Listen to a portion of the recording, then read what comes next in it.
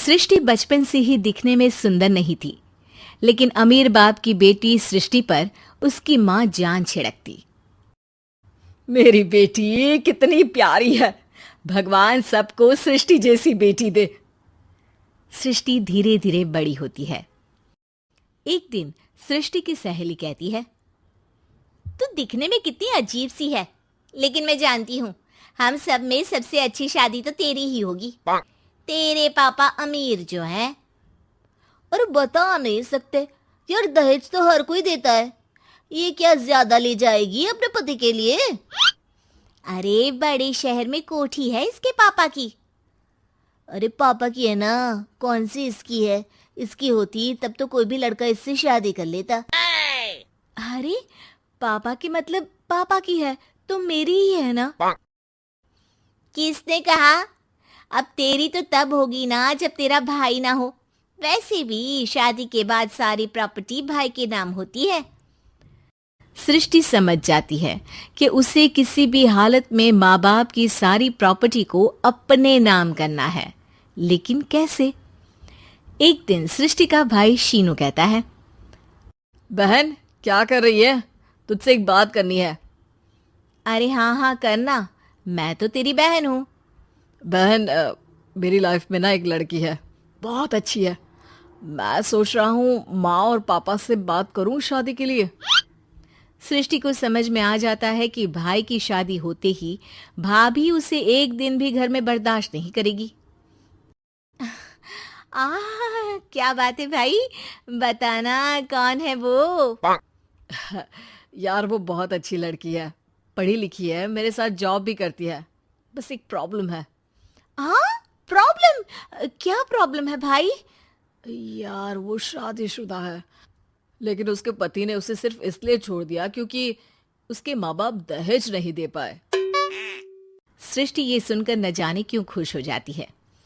अरे भाई तो क्या हुआ, लड़की तुझे तो पसंद है ना? शीनू को लगता है कि बहन उसे समझ रही है। वो इस बात से अनजान होता है कि उसकी बहन की मंशा पूरा घर हड़पने की है। सृष्टि अपनी माँ से कहती है, मम्मी मुझे तो बहुत चिंता है। पता है शीनू क्या कर रहा है? अरे क्या कर रहा है? वो तो काम पर जाता है और वापस घर आता है। नहीं ना माँ, वो यही तो नहीं कर रहा, बाकी सब कर रहा है। आपको पता है उससे प्यार है, और वो भी एक शादीशुदा लड़की से।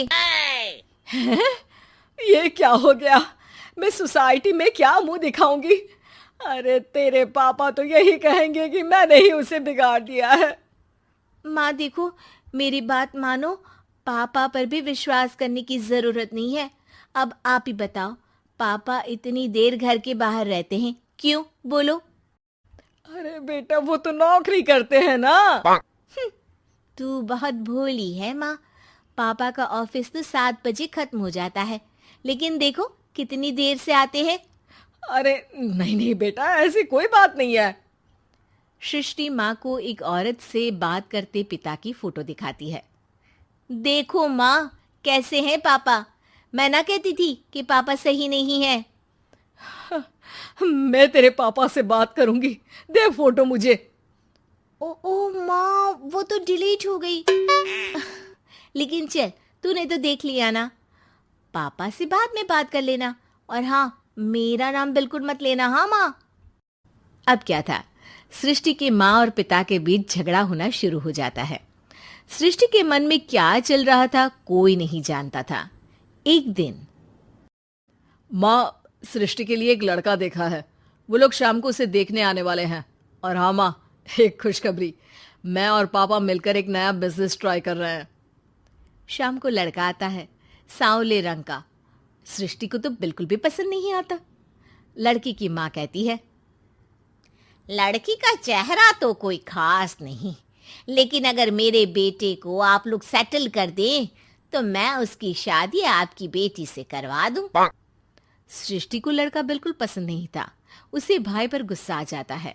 लड़के वालों के जाने के बाद कहती है, माँ देखा, शीनू मेरे लिए कैसा लड़का लेकर आया। न दिखाने लायक न सुनने लायक, सेटल भी नहीं, वो भी हम करे। अरे माँ, मैं जानती हूँ ये मेरी शादी किसी भी घर में क्यों करवाना चाहता है। अरे कैसी बात कर रही है बहन? तूने तो देखा ना, लड़के को मैंने ही मना कर दिया तुझसे शादी के लिए। जिसने लड़का बताया था उसने उसकी बहुत तारीफ की थी। बात आई गई हो जाती है, लेकिन सृष्टि का मन शांत नहीं होता।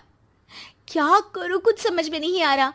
मेरी शादी हो गई तो ये लोग पूरी प्रॉपर्टी शीनू के नाम कर देंगे, मेरे हाथ तो कुछ लगेगा ही नहीं।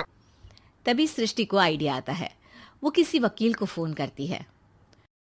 जी देखिए, अगर आपके मम्मी पापा का तलाक हो जाता है तो आपके पिता की आधी प्रॉपर्टी आपकी माँ के नाम हो जाएगी, फिर उसे वो किसी को भी दे सकती है। सृष्टि अब माँ को बेटे के खिलाफ भरती है। माँ, शीनू पर नजर रखा करो, वो जिस लड़की के प्यार में है ना वो शादीशुदा है।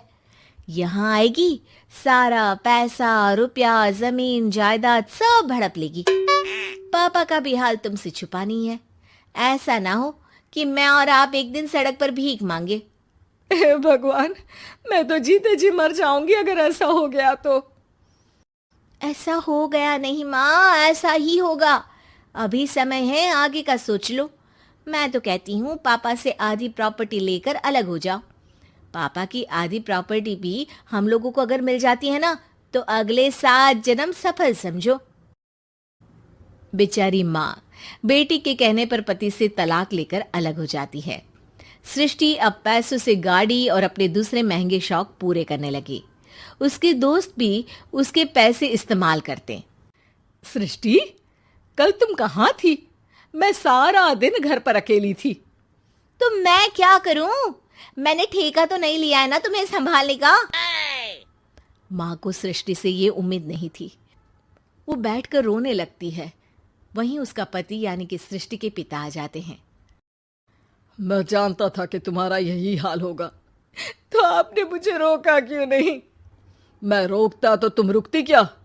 सृष्टि के कहने पर तुमने मुझ पर अपने बेटे पर शक किया, लेकिन तुम ये भूल गई कि कैसे हम दोनों ने मिलकर जीवन में इतना सब खड़ा किया। माँ पति के गले लग जाती है। मुझे माफ कर दीजिए, मैंने आपकी कमाई का एक बड़ा हिस्सा गवा दिया। कोई बात नहीं, तुम साथ हो तो मैं ऐसी 7 प्रॉपर्टी खड़ी कर दूंगा। तभी वहां सृष्टि आ जाती है रोते हुए।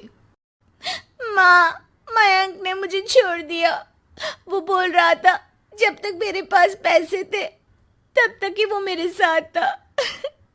पापा, माँ, मुझे माफ कर दीजिए।